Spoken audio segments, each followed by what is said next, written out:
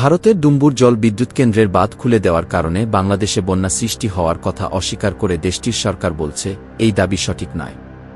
তারা বলছে, প্রবল ভারী বর্ষণে দুই দেশের মধ্যে বয়ে চলা ভারতের নদ নদীর পানি বৃদ্ধির তথ্য বাংলাদেশ সরকারকে পাঠানো হয়েছে। আর প্রবহমান অভিন্ন নদীতে বন্যা একটি যৌথ সমস্যা হওয়ায় এর সমাধানের জন্য ঘনিষ্ঠ পারস্পরিক সহযোগিতা প্রয়োজন বলেও মনে করছে সে দেশের সরকার। ডম্বুর বাঁধের পানি ছেড়ে দেওয়া নিয়ে ব্যাপক আলোচনার মধ্যে বৃহস্পতিবার ভারতের পররাষ্ট্র মন্ত্রণালয় থেকে এ বিষয়ে বিবৃতি দেওয়া হয়েছে।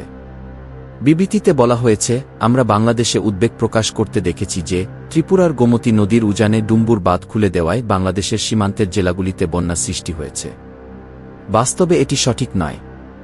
ভারত ও বাংলাদেশের মধ্য দিয়ে প্রবাহিত গোমতী নদীর ক্যাচমেন্ট এলাকায় গত কয়েকদিন ধরে এই বছরের সবচেয়ে বেশি বৃষ্টিপাত হয়েছে। বাংলাদেশে বন্যা মূলত বাঁধের নিচের দিকের এই বৃহৎ ক্যাচমেন্টের পানির কারণে, দাবি করা হয়েছে বিবৃতিতে। ভারতের পররাষ্ট্র মন্ত্রণালয় বলছে, ডুম্বুর বাঁধটি সীমান্ত থেকে বেশ দূরে অবস্থিত, যেটি বাংলাদেশ থেকে ১২০ কিলোমিটারেরও বেশি উঁচানো। এটির কম উচ্চতা সম্পন্ন প্রায় ৩০ মিটার বাঁধ। আর এই বিদ্যুৎ কেন্দ্র থেকে বাংলাদেশেও ৪০ মেগাওয়াট পাঠানো হয়। প্রায় ১২০ কিলোমিটার নদীপথে অমরপুর, সোনামুড়া ও সোনামুড়া ২-৩টি জলস্তর পর্যবেক্ষণ কেন্দ্র রয়েছে।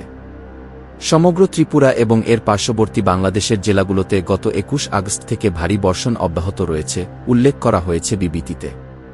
ভারতের পররাষ্ট্র মন্ত্রণালয় থেকে বলা হয়েছে, জলস্তর পর্যবেক্ষণের স্থাপিত অমরপুর কেন্দ্রটি দ্বিপাক্ষিক বাংলাদেশ ভারত প্রোটোকলের অংশ, যার অধীনে আমরা বাংলাদেশকে বাস্তব সময়ের বন্যার তথ্য পাঠানো হয়।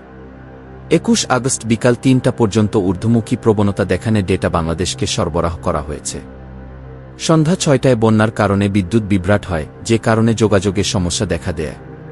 তারপরও আমরা জরুরি তথ্য পাঠানোর জন্য অন্যান্য মাধ্যমে যোগাযোগ অব্যাহত রাখার চেষ্টা করেছি, উল্লেখ করা হয়েছে বিবৃতিতে।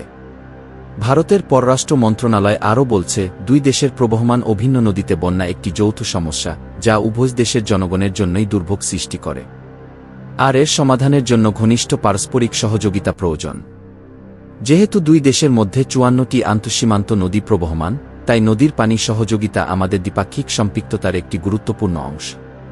আমরা পরামর্শ ও প্রযুক্তিগত আলোচনার মাধ্যমে পানি সম্পদ এবং ব্যবস্থাপনার সমস্যা ও পারস্পরিক উদ্বেগ সমাধানে প্রতিশ্রুতিবদ্ধ, বলা হয়েছে পররাষ্ট্র মন্ত্রণালয়ের বিবৃতিতে।